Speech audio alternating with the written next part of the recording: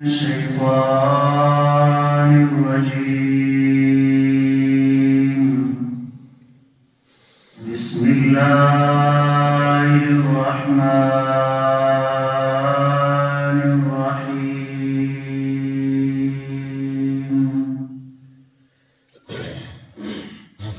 قل لا أملك لنفسي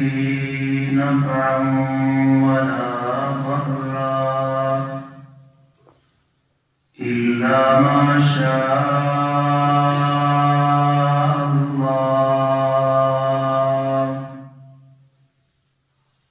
ولو كنت أعلم الغيب لاستكثرت من الخير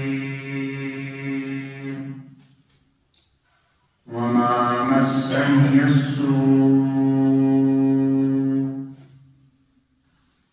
صدق الله العظيم وصدق رسوله النبي الكريم ونحن على ذلك لمن الشاهدين والشاكرين والحمد لله رب العالمين.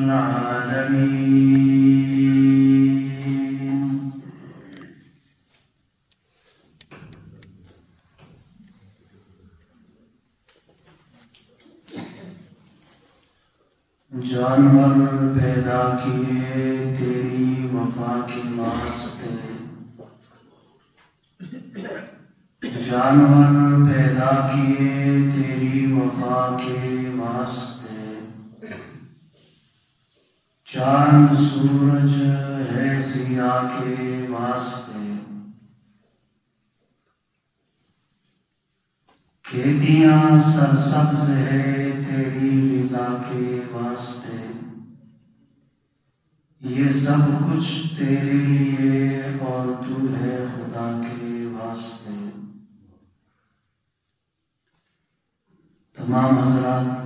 ایک مرتبہ نماز والا درود شریف پڑھیں۔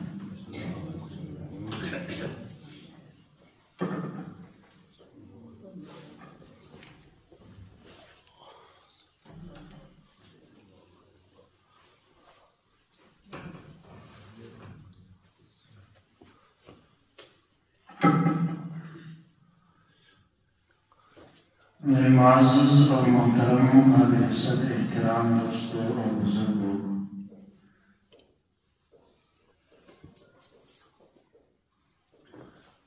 پروردگار عالم الہ العالمین میں تمام انسان اور جنات کو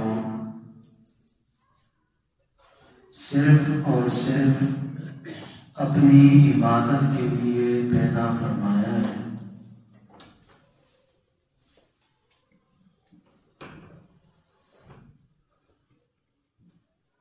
اور اللہ کی عبادت، اللہ کی توحید، اللہ کی وحدانیت، اللہ کی ربوبیت، اس کی یگانگت اور اس کی یکتائیت،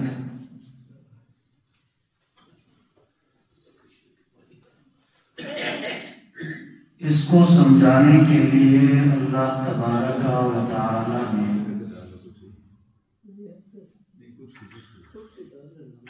انسانوں میں سے اپنے پیغمبر، نبی اور رسول مبعوث فرمائے ہیں، جیسا کہ قرآن مجید کے اندر اللہ تبارک و تعالی کا ارشاد ہے،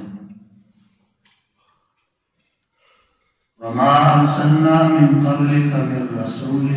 إِلَّا نُوحِي إِلَيْهِ أَنَّهُ لَا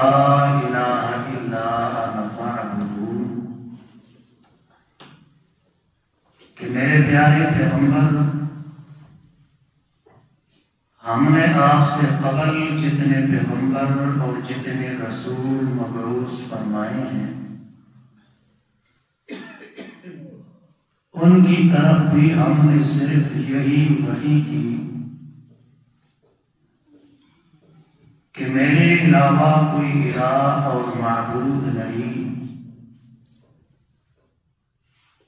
بس میری ہی عبادت کرو۔ ان لوگوں کو بتلانے کے لیے، عقیدہ توحید سکھانے کے لیے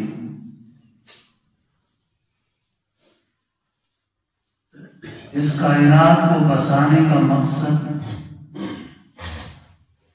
اور پھر اس دنیا کو بنانے کا مقصد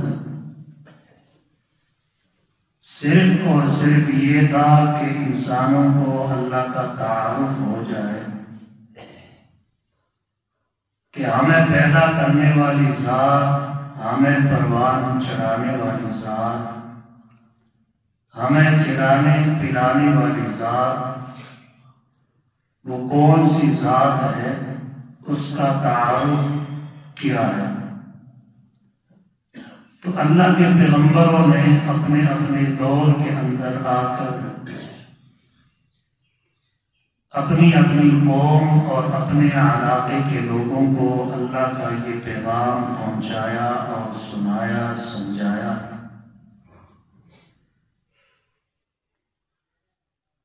لیکن جیسے جیسے وہ پیغمبر دنیا سے چلا جاتا تو اس کے قوم، قبیلے کے لوگ، اس کے علاقے کے لوگ پیغمبر کی اس تعلیم کو یکسر فراموش کر کے، بھلا کے، الٹا وہ اس پیغمبر کو پوجنے لگتے، اس کی پرستش کرنے لگتے، اس کو اللہ کی وحدانیت، اللہ کی ربوبیت، اللہ کے توحید کے ساتھ شریک کرتے۔ جس طرح یہودیوں نے حضرت عزیر علیہ السلام کو اللہ کے ساتھ شریک کیا اور ابن اللہ کہا، عیسائیوں نے حضرت عیسیٰ علیہ السلام کو ان کے وفات کے بعد عیسیٰ ابن اللہ کہا کہ یہ معاذ اللہ، اللہ کے بیٹے ہیں۔ تو لوگ توحید کے بجائے شرک میں مبتلا ہوتے گئے۔ پھر چلتے چلتے یہ سلسلہ آخری پیغمبر محمد مصطفیٰ احمد مجتبیٰ صلی اللہ علیہ وسلم تک پہنچا۔ تو اللہ کے پیغمبر صلی اللہ علیہ وسلم نے خالصتاً عقیدہ توحید پر 13 سالہ محنت فرمائی۔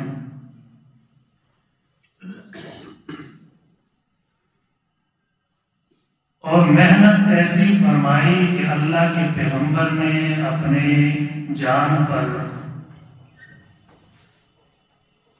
اپنے اہل بیت پر ہر طرح کا ظلم اور تشدد برداشت کیا، لیکن توحید کو سمجھانے، توحید کو پہنچانے میں اللہ کے پیغمبر نے ذرہ برابر اور ایک لمحے کے لیے بھی توقف نہیں فرمایا۔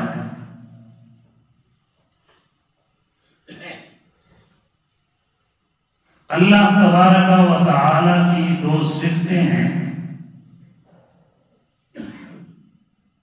جن پر گویا کہ عقیدہ توحید کی عمارت کھڑی ہے۔ اگر ان 2 صفتوں میں سے کسی ایک صفت کو مفقود کر دیا جائے، کسی غیر کے اندر مانا جائے، تو گویا کہ عقیدہ توحید کی جو عمارت ہے وہ اپنے پاؤں پر کھڑی نہیں رہ سکے گی اور زمین بوس ہو جائے گی۔ ان میں سے وہ دو صفتیں اللہ کی، ایک تو ہے مختار کل، یعنی ہر چیز پر تصرف کرنا، ہر چیز کے اندر مختار کل ہونا، اور دوسری صفت ہے عالم الغیب، یعنی بلا پردہ، بلا کسی اوزار کے، بلا کسی آلے کے ہر چیز کو دیکھنا، ہر چیز کو جاننا۔ یہ دو ایسی صفتیں ہیں کہ جن کو عقیدہ توحید کے اندر ایک مرکزیت حاصل ہے۔ اگر ان دونوں صفتوں میں سے ایک کو یا دونوں کو کسی بھی مخلوق کے اندر مانا جائے تو وہ انسان قطعی طور پر دائرہ اسلام سے نکل کر کفر اور شرک کے اندر چلا جاتا ہے۔ انہی دو صفات پر اللہ کی پیغمبر نے محنت فرمائی اور قرآن مجید کے اندر جا بجا اللہ تبارک و تعالی نے انہی صفات کو اپنے لیے خاص فرمایا کہ یہ مخلوق کی نہیں بلکہ خالصتاً خالق کی صفتیں ہیں۔ کبھی اللہ نے ان صفات کو منفی انداز میں بیان فرمایا، کبھی اللہ تبارک و تعالی نے مثبت انداز اختیار فرمایا۔ مثبت انداز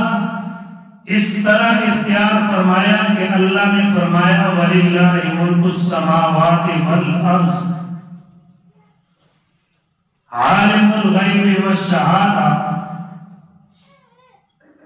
کہ زمین و آسمان کا علم غیب وہ صرف اور صرف اللہ کے پاس ہے۔ کبھی اللہ تبارک و تعالی نے منفی انداز اختیار فرمایا کہ اللہ کے علاوہ زمین و آسمان کی غیب کی خبریں، غیب کی کنجیاں یہ کسی مخلوق کے پاس موجود نہیں ہے۔ اسی طرح مختار کل کا مسئلہ کبھی مثبت انداز میں، کبھی منفی انداز میں قرآن مجید کے اندر اللہ تبارک و تعالی نے کھول کھول کر ان مسائل کو بیان فرمایا ہے کہ ان مسائل کو انسان کی زندگی میں، انسان کے عقائد و نظریات میں ایسی حیثیت حاصل ہے جس طرح ہمارے جسم کے اندر سر کی حیثیت ہے۔ اگر جسم کے ساتھ سر موجود نہیں تو وہ جسم کسی کام کا نہیں ہے۔ اگر اعمال کے ساتھ عقیدہ توحید موجود نہیں تو وہ اعمال کسی کام کے نہیں۔ انسان کو فائدہ دینے کے بجائے انسان الٹا گناہ اور اللہ کی گرفت میں مبتلا ہوتا ہے۔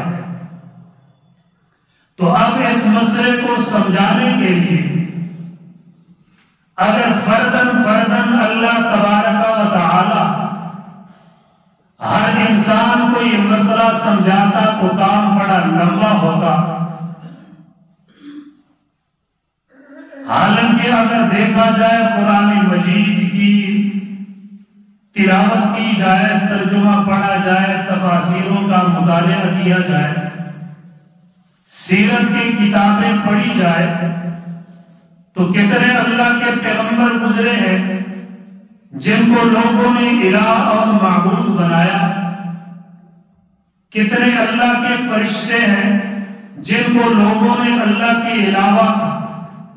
مشکل کشا بنایا، کتنے جنات اور شیاطین ہیں جن کے سامنے لوگ سربہ سجود ہوتے، کتنے اولیاء صالحین زہداء عابدین متقین پرہیزگار لوگ ہیں جن کو اللہ کے علاوہ لوگوں نے اپنا حاجت روا اور مشکل کشا بنایا، تو اب ضرورت اس چیز کی تھی کہ اللہ نے اپنے آخری پیغمبر کو مبعوث فرما کر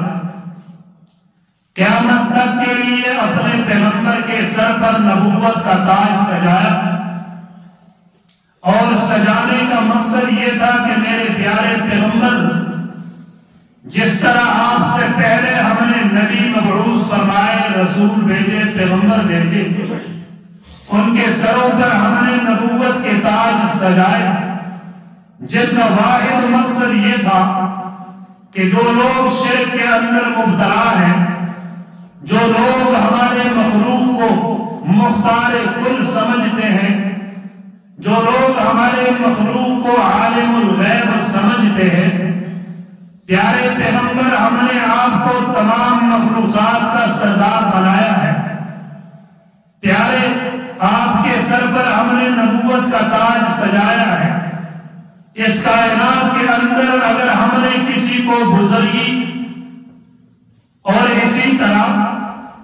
کائنات کی سرداری کا تاج کسی کے سر پہ سجایا ہے تو وہ آپ ہی ہے۔ بعد از خدا بزرگ تو یہ قصہ مختصر، اللہ کے بعد اگر اس دھرتی پر کوئی بزرگ ہستی ہے تو وہ پیارے آقا صلی اللہ علیہ وسلم کی ذات ہے۔ جس طرح اللہ نے اپنے لیے رب العالمین کا لقب مختص فرمایا کہ میں کائنات کا رب ہوں، اسی کائنات کے لیے پیارے آقا کو رحمت للعالمین بنا کر بھیجا۔ اللہ نے فرمایا کہ میرے پیارے پیغمبر جس طرح میرے علاوہ کوئی رب نہیں، آپ کے علاوہ میرا کوئی برگزیدہ بندہ نہیں، جس طرح میں اپنی ربوبیت کے اندر یکتا ہوں، آپ اپنے نبوت کے اندر یکتا ہیں، میرے علاوہ رب کوئی نہیں اور آپ کے علاوہ عبد اور خوبصورت بندہ کوئی نہیں۔ تو اللہ نے اس ضروری مسئلے کو سمجھانے کے لیے سب سے بہترین بندہ، سب سے خوبصورت بندہ، سیرت کے لحاظ سے بھی اور صورت کے لحاظ سے بھی، جس کے سر پر آخری نبوت کا تاج سجانا تھا، وہ میرے اور آپ کے پیارے پیغمبر آقا نامدار احمد مجتبی محمد مصطفیٰ صلی اللہ علیہ وسلم کو مبعوث فرمایا کہ میرے پیارے جا کر لوگوں کو دعوت توحید دو، اور وہ لوگ ان چیزوں کے اندر مبتلا ہیں جو میری مین صفتیں ہیں، جو میں نے خاص اپنے لیے مختص کی ہیں، یہ مختار کل اور عالم الغیب ہونا۔ پیارے پیغمبر آپ جا کر اپنے زبان نبوت سے اعلان فرما دیں کہ لوگوں قل لا املک لنفسی نفعا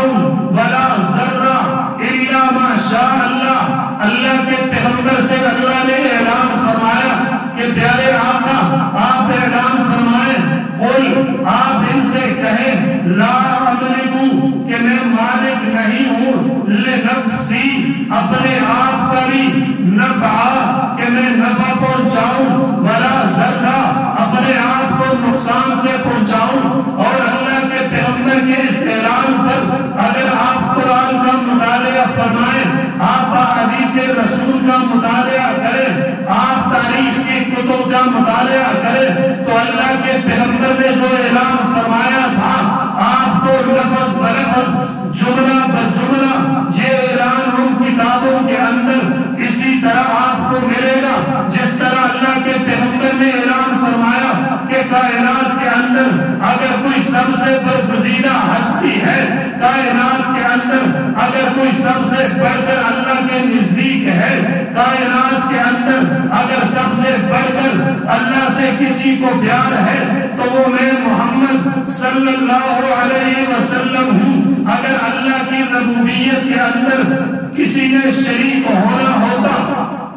اگر اللہ کی وحدانیت کے اندر کسی نے شریک ہونا ہوتا تو وہ میں محمد ہوتا، جبکہ میں محمد اعلان کرتا ہوں لا املکو، میں مالک نہیں، لنفسی، اپنی جان کا بھی، کیسے میں ایسے مالک نہیں، نفع ولا ذرہ، کہ اپنے آپ کو میں نفع پہنچاؤں، اپنے آپ کو میں نقصان سے بچاؤں، اور اگر ولو عالم الغیب، اگر میرے پاس غیب کے خزانے ہوتے، اگر میرے پاس غیب کی کنجیاں ہوتی، اگر میرے پاس غیب کا علم ہوتا، ولو کنت عالم الغیب لاستکثرت من الخیر وما مسنی السوء، اگر میرے پاس علم غیب ہوتا تو میں اپنے لیے اتنی کثرت کے ساتھ خیر جمع کرتا،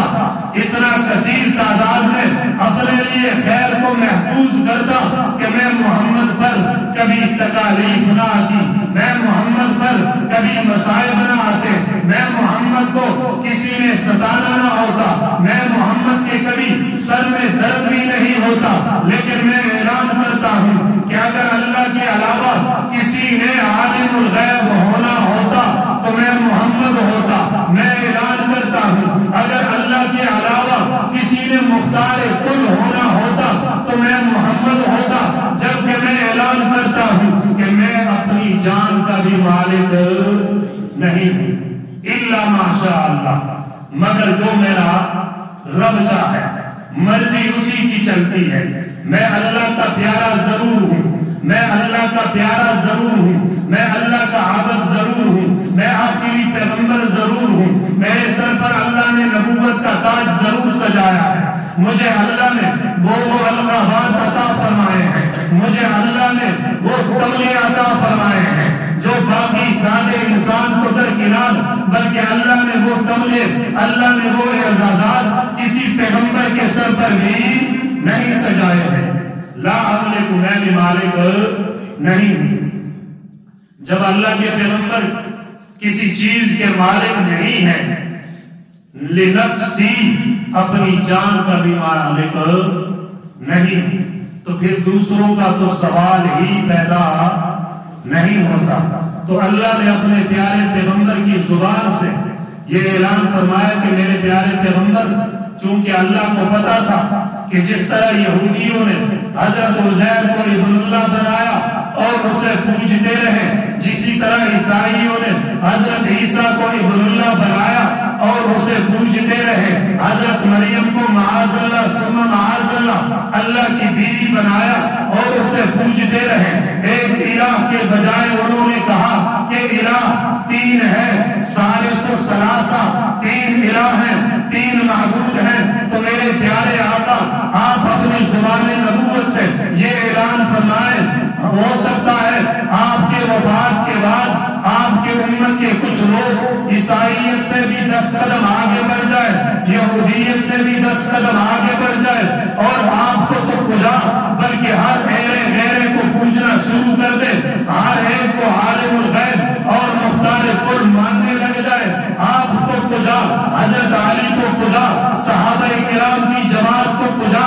اللہ کے ولی کو کجا، بلکہ لوگ کو یہ عقیدے بھی بنائیں کہ ہمارے جو پیر اور مرشد ہیں، جو اللہ کے ولی ہیں، ان کے پاس تو عالم الغیب کے اتنے خزانے ہیں، وہ اتنے مختار کل ہیں کہ ان کا تو مرتبہ ہی بہت بلند ہے، بلکہ ان کی جو بلیاں ہوتی ہیں وہ بھی معاذ اللہ ثم معاذ اللہ عالم الغیب جانتی ہیں۔ ایک پیر صاحب، ان کے بارے میں لکھا ہے کہ ان کے پاس ایک بلی تھی، وہ بلی بھی علم غیب رکھتی تھی۔ جب گھر میں کوئی مہمان آنے والا ہوتا تو جتنے مہمانوں نے آنا ہوتا اتنی مرتبہ وہ بلی میاؤں میاؤں کر کے پکارتی، تو علامہ صاحب کو پتہ چل جاتا کہ آج کتنے مہمانوں نے آنا ہے۔ تو ایک مرتبہ بلی نے تقریباً 3 مرتبہ میاؤں کی، انہوں نے 3 مہمانوں کا انتظام کیا کھانے کا، تو اوپر سے مہمان آئے 4۔ سمجھ آ رہی ہے بات کی؟ مہمان آئے 4، تو وہ علامہ صاحب بڑے پریشان ہوئے کہ یار پہلے تو اس بلی نے اسی طرح کبھی نہیں کیا، جتنے مہمانوں نے آنا ہوتا اتنی مرتبہ وہ میاؤں میاؤں کرتی. آج 3 مرتبہ میاؤں کی اور مہمان آئے ہیں 4. تو کسی نے پیر صاحب سے پوچھا کہ پیر صاحب مہمان 4 آئے ہیں اور آپ کی بیوی نے سگنل دیے 3 مہمانوں کے، تو یہ وجہ کیا ہے؟ اس کا مطلب ہے اس کا دماغ کا کوئی مسئلہ ہے، اسے صحیح طرح پتہ نہیں ہے. تو پیر صاحب نے جواب دیا کہ اصل میں مہمان 3 ہی ہیں، لیکن جو چوتھا ہے وہ وہابی ہے. مہمان جو ہے وہ 3 ہے لیکن چوتھا وہابی ہے، تو اس کی وجہ سے بلی نے 3 مرتبہ میوں کی. حالانکہ قرآن کے اندر صریحاً اللہ نے فرمایا کہ میرے پیارے پیغمبر آپ اپنی زبان نبوت سے اس زبان سے اعلان فرمائیں کہ جس زبان پر مشرکین مکہ کو بھی ہر درجے کا اعتماد اور اعتبار تھا، جس زبان پر مشرکین مکہ کو اتنا یقین اور اتنا اعتماد تھا، جب پیارے آقا صلی اللہ علیہ وسلم نے اعلان نبوت فرمانے کے لیے فاران کی چوٹی پر مشرکین مکہ کو بلایا، مشرکین مکہ جمع ہوتے ہیں. اللہ کے پیغمبر نے سوال فرمایا کہ جربنا کا مرارا فما رائنا فی کا الا صرفا، کہ لوگوں میں تم سے سوال کرتا ہوں 40 سالہ زندگی تمہارے اندر گزاری ہے، 40 سال کے اندر میرے دوست بھی موجود ہیں، میرے یار بھی موجود ہیں، اور بچپن سے لے کر 40 سالہ زندگی تک میرے چھوٹے بچپن کے یار اور دوست موجود ہیں. 40 سالہ زندگی انسان کی زندگی کا ایک حصہ ہے، گویا کہ انسان کی آدھی زندگی ہے. پیغمبر انقلاب نے فرمایا مجھے بتاؤ کہ 40 سال کے اندر آپ نے میری جوانی کو، میرے لڑکپن کو، میری زندگی کو، میرے دن کو، میری رات کو، میری چلنے میرے پھرنے کو کیسا پایا ہے؟ تو وہی مشرکین مکہ یہ جواب دیتے ہیں کہ ہم نے بارہا آپ پر تجربات کیے، بارہا آپ کو آزمایا ہے، بارہا آپ کو آزمایا ہے، بارہا ہم نے آزمائش کے لیے آپ کو دیکھا ہے، لیکن اللہ کی قسم ہم نے جب بھی آپ کو آزمایا، جب بھی آپ کو آزمائش کے اندر مبتلا کیا، ہمیں منہ کی کھانی پڑی، اور آپ ہر آزمائش کے اندر، ہر امتحان کے اندر 100/100 نمبر لے کر آپ پاس ہو گئے. اللہ کے پیغمبر نے فرمایا کہ اچھا اگر یہ بات ہے تو میں تمہیں کہتا ہوں کہ سامنے جو پہاڑ ہے اس پہاڑ کی اس سائر پر ایک عظیم الشان لشکر موجود ہے، اس پہاڑ کی اس سائر پر فوج موجود ہے جو دشمن کی فوج ہے، دشمن کی سپاہ ہے، عن قریب آ کر آپ پر حملہ آور ہوں گے. میری اس بات کو مان لو گے؟ انہوں نے کہا کہ اگرچہ فوج تو دور کی بات ہے، ہمیں ایک فوجی بھی نظر نہیں آتا، سپاہ تو دور کی بات ہے، ایک سپاہی اور چوکیدار بھی ہمیں نظر نہیں آتا، لیکن اگر یہ جملے آپ کہتے ہیں تو ہم یہ تو کہہ سکتے ہیں کہ ہماری آنکھیں دھوکہ کھا سکتی ہے، لیکن محمد کی زبان سے نکلا ہوا لفظ کبھی غلط نہیں ہو سکتا. اتنا ان کو اعتماد تھا. تو اللہ کے پیغمبر کی زبان سے یہی اعلان فرمایا گیا کہ میرے پیارے پیغمبر آپ اپنی زبان سے اعلان فرمائیں کہ میرے پاس علم غیب نہیں ہے، میں اللہ کے خزانوں کا مالک نہیں ہوں، میرے پاس غیب کی کنجیاں نہیں ہے. اگر میرے پاس یہ سب کچھ ہوتا، وَلَوْ كُنْتُ أَعْلَمُ الْغَيْبَ لَاسْتَكْثَرْتُ مِنَ الْخَيْرِ، تو میں اپنے لیے اتنا خیر جمع کر لیتا، اپنے لیے اتنی اچھائیاں جمع کر لیتا کہ دشمنوں کا حملہ کرنا، دشمنوں کا زخمی کرنا، دشمنوں کا جلا وطن کرنے کے مشورے کرنا، دشمنوں کا 3 سال تک شیب ابی طالب کے اندر مغید کرنا، پھر وادی طائف کے اندر دشمنوں کا ستانا، پتھروں کی بارشیں کرنا، پھر وادی طائف کے اندر اللہ کے پیغمبر نے آ کر ایک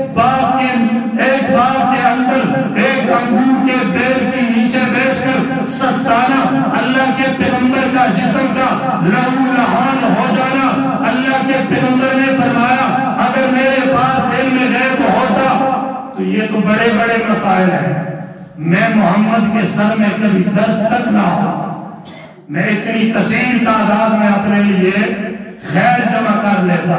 لیکن الا ماشاء اللہ ہوتا وہی ہے جو ہمارا رب چاہے۔ ہم تو رب کا پیغام دینے کے لیے آئے ہیں، باقی ہماری کوئی مرضی نہیں چلتی۔ اگر آپ سیرت کا مطالعہ فرمائیں تو جا بجا یہ واقعات اللہ کے پیغمبر کے احادیث کی کتابوں کے اندر موجود ہے۔ ایک مرتبہ حدیث کی کتابوں کے اندر ایک واقعہ ہے جو حدیث جبریل کے نام سے موسوم ہے۔ حضرت جبریل علیہ السلام انسانی شکل کے اندر آتے ہیں اور آ کر اللہ کے پیغمبر کے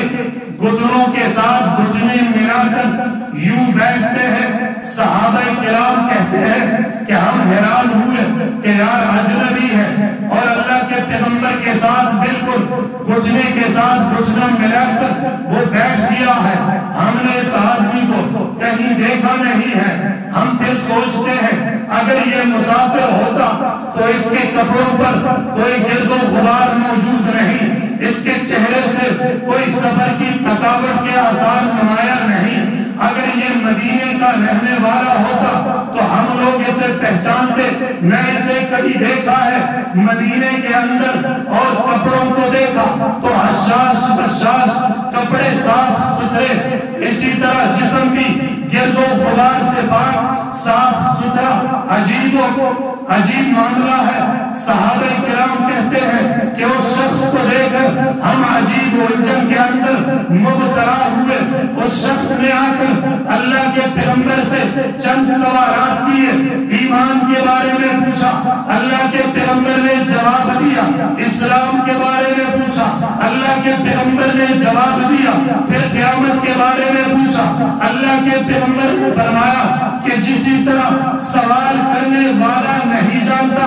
اسی طرح جس سے سوال کیا جاتا ہے وہ نہیں جانتا۔ جتنا علم سوال کرنے والے کے پاس ہے اتنا ہی علم جس سے سوال کیا جا رہا ہے اس کے پاس ہے۔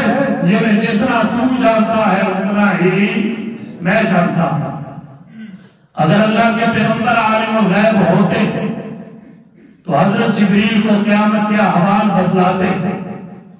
قیامت کے بارے میں بتاتے، لیکن اللہ کے پیغمبر نے جواب کیا فرمایا کہ جس طرح سوال کرنے والا نہیں جانتا اسی طرح جس سے سوال کیا جا رہا ہے وہ بھی نہیں جانتا۔ اور قرآن مجید کے اندر 5 علم غیب کا تذکرہ کر کے اللہ تبارک و تعالی نے فرمایا وَعِنْدَهُ عِلْمُ السَّاعَةِ وَيُنَزِّلُ الْغَيْثَ وَيَعْلَمُ مَا فِي الْأَرْحَامِ وَمَا تَدْرِي نَفْسٌ مَاذَا تَكْسِبُ غَدًا۔ 5 علم غیب ایسے ہیں جن کے بارے میں سوائے اللہ تبارک و تعالی کے کوئی بھی نہیں جانتا۔ پہلے نمبر پر کہ بارش ہوگی یا نہیں ہوگی، بارش کن علاقوں کے اندر ہوگی۔ دوسرے نمبر پر کہ مادر رحم کے اندر کیا چیز موجود ہے، نر ہے یا مادہ ہے، بچہ ہے یا بچی ہے۔ تیسرے نمبر پر کل انسان کیا کھائے گا، کہاں کھائے گا، کتنا کھائے گا۔ چوتھے نمبر پر علم غیب کا جو ہے 5 نمبروں کا جو چوتھے نمبر پر اللہ تبارک و تعالی نے فرمایا کہ قیامت کے بارے میں کسی کو کوئی پتہ نہیں کہ کب آنی ہے۔ اور پھر اللہ نے فرمایا کہ یہ بھی غیب میں سے ہے، انسان کو کوئی پتہ نہیں کہ میں نے کب مرنا ہے اور کہاں مرنا ہے۔ یہ بھی اللہ نے اپنے پیغمبر کی زبان سے اعلان فرمایا ہے کہ میرے پیارے آپ اپنی زبان سے اعلان فرما کر لوگوں کو بتلا دیجئے کہ عالم الغیب ہونا اور مختار کل ہونا یہ خاصہ صرف اور صرف قبول ہے۔ کس کا خاصہ ہے؟ صرف اور صرف اللہ کا خاصہ ہے۔ اور یہ ایسے علم ہے کہ اللہ تبارک و تعالی نے یہ علم کسی کو نہیں دیا۔ جب اپنے پیارے پیغمبر کو نہیں دیا تو باقی کسی کو دینے کا سوال ہی پیدا نہیں۔ اسی طرح اللہ کے پیغمبر صلی اللہ علیہ وسلم ایک مرتبہ نماز پڑھا رہے ہیں جوتوں سمیت،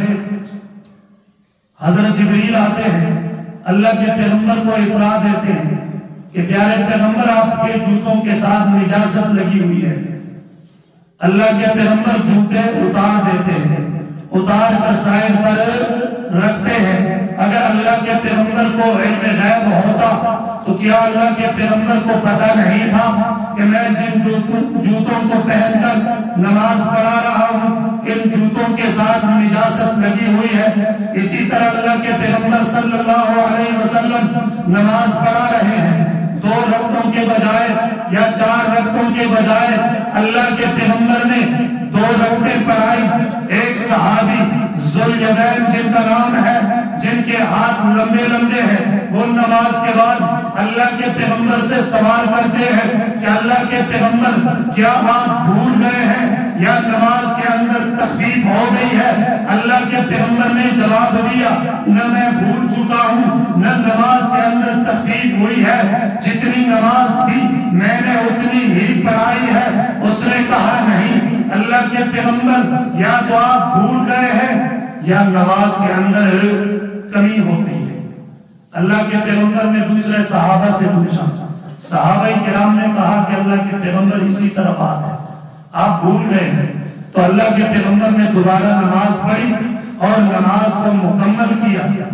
پھر اللہ کے پیغمبر نے فرمایا کہ میں بھی تمہاری طرح بشر ہوں، اگر کبھی میں بھول جاؤں تو مجھے یاد دلایا کرو، مجھے بتلایا کرو، میں بھی بھول سکتا ہوں۔ اللہ کے پیغمبر نے وہ نماز مکمل کی۔ اگر اللہ کے پیغمبر عالم الغیب ہوتے تو اللہ کے پیغمبر نے 4 رکعتوں کے بجائے 2 رکعتیں کیوں پڑھائی؟ اگر اللہ کے پیغمبر عالم الغیب ہوتے تو جب صحابی نے توجہ دلائی کہ اللہ کے پیغمبر نماز کم ہوئی ہے یا آپ بھول چکے ہیں تو اللہ کے پیغمبر کو بتلانا چاہیے تھا۔ اسی طرح سفر کے موقع پر حضرت عائشہ کا ہار گم ہوا، اللہ کے پیغمبر نے بڑا تلاش کیا، ہار نہیں ملا۔ پھر جو اونٹ سواری کا تھا اسے اٹھایا، ہار اس اونٹ کے نیچے پڑا ہوا تھا، اٹھا لیا گیا۔ اسی طرح دوسرا موقع بھی آیا، پھر حضرت عائشہ صدیقہ کا ہار گم ہوا، صحابہ کرام نے تلاش کیا لیکن ہار نہیں ملا، جس سے مدینے کے منافقوں نے پھر حضرت عائشہ پر تہمت لگائی۔ لیکن اگر اللہ کے پیغمبر عالم الغیب ہوتے تو یہ تمام معاملات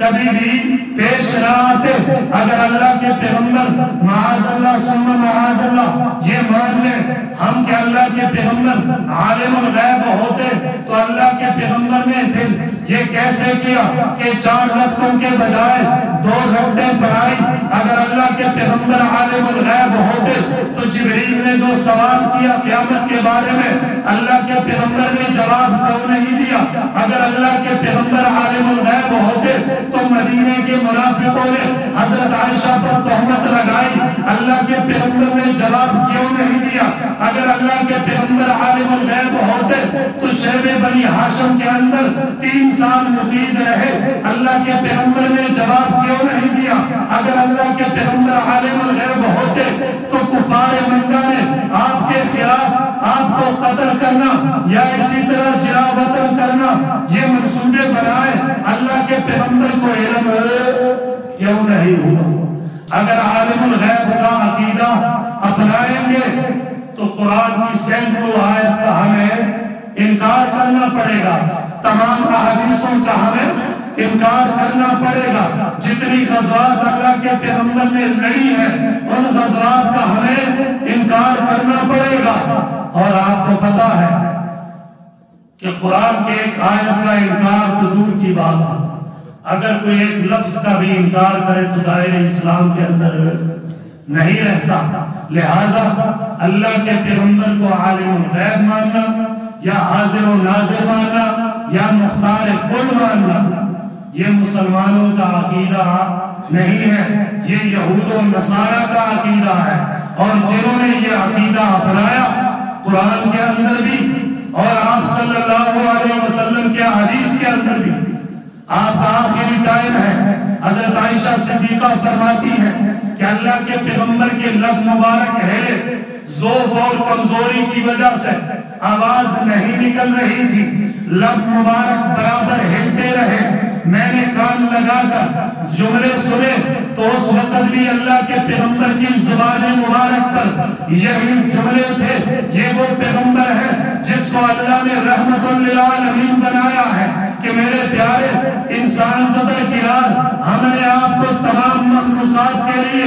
رحمت بنا کر بھیجا ہے۔ آج زندگی کے آخری لمحات ہے، اللہ کے پیغمبر کی زبان ہلتی ہے، لب مبارک جنبش کرتے ہیں۔ حضرت عائشہ صدیقہ رضی اللہ تعالی عنہ کان لگاتی ہے کہ میں سنو تو صحیح اللہ کے پیغمبر کیا بولتے ہیں۔ جب کان لگائے اللہ کے پیغمبر فرما رہے تھے لا الہ الا والنصارى اتخذوا قبور انبیائهم مساجدا، کہ اللہ کی لعنت ہو یہودیوں پر اور عیسائیوں پر کہ جنہوں نے اپنے اپنے پیغمبروں کو اللہ کی وحدانیت کے ساتھ شریک کیا، اپنے پیغمبروں کو عالم الغیب مانا، اپنے پیغمبروں کو مختار کل مانا، اور جو کام اللہ کے ساتھ کرنا چاہیے، جو کام اللہ کے سامنے کرنے چاہیے، وہ کام انہوں نے اپنے پیغمبروں کے ساتھ اپنے پیغمبروں کے سامنے کیے۔ تو اگر کوئی اس عقیدے کو اپنائے گا، چاہے وہ آخری پیغمبر صلی اللہ علیہ وسلم کے بارے میں ہی کیوں نہ ہو، اس کے لیے بھی اللہ کے پیغمبر کے یہی لعنت والے ہیں۔ تو عقیدہ توحید یہ بہت ضروری عقیدہ ہے۔ اپنا عقیدہ اتنا مضبوط بنا کہ آسمان گر جائے، زمین پھنس جائے، آپ کو کھڑا کر کے آپ کی چمڑی ادھیڑی جائے، آپ کو انگاروں پر لٹایا جائے، لیکن آپ کا عقیدہ توحید اتنا مضبوط ہو کہ آپ کے عقیدہ توحید میں ذرہ برابر بھی جنبش اور کمی کوتاہی نہ آئے۔ اللہ تبارک و تعالیٰ سے دعا ہے کہ جو کچھ کہا اور سنا گیا اللہ تبارک